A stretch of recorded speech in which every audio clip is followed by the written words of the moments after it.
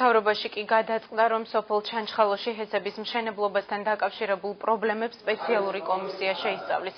პირველ სამუშაო შეხვედრას დღეს მოსახლეობა და უფლებადამცველი დაესწრნენ. მთავრობის აპარატში აღინიშნა, რომ სასწავლო პროცესის დაწყებამდე სოფელში კიდევ ერთხელ შემოწმდება სკოლის შენობა და საცხოვრებელი სახლები. ჩანჩხალოს მოსახლეობამ მშენებარე ჰესებისთვის საჭირო გვირაბის გაყვანა სოფელში არაერთხელ გააპროტესტა. ისინი ეკოლოგიურ საფრთხეებზე საუბრობდნენ. აქ გამოითქვა ასეთი იგი, რომ აფეთქებები არ მოქმედებს ასეთ იმაზე, მაგრამ ესე იგი მოქმედებს, ჩვენ ასე ვართ დარწმუნებული და პირველი შეხვედრაზე რას გეტყვით, მადლობელი ვართ, რომ დიდი ნაწილია იმ ჩვენი პრობლემებისა ცნობილი არის მთავრობისათვის.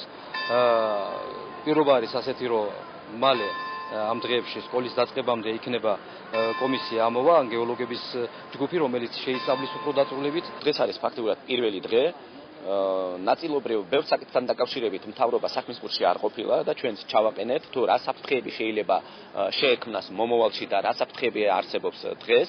მივესალმებით იმ ფაქტს, რომ მთავრობამ აბსოლუტური ესე იგი მზადყოფნა გამოხატა და გადმოგცვა მთავრობის მეთაურის პოზიცია, რომ არც ერთ შემთხვევაში არ მოხდება, რომ რომელიმე მოქალაქე ან მოსახლე დაზარავდეს. ჩვენ შევთანხმდით, რომ დამატებით შეიქმნება ჯგუფი სპეციალისტების მიერ, რაც არის გეოლოგიური სამსახური, კონსტრუქტორები, რომლებიც ხელახლა შეისწავლიან სკოლის პროცესის დაწყებამდე შენობის მდგომარეობას, მიმდებარე ნიადაგის მდგომარეობას და შესაბამისი დასკვნების, შესაბამისი სპეციალისტების დასკვნების შემდეგ გადავწყვეტ, თუ რა გზით უნდა წავიდეთ.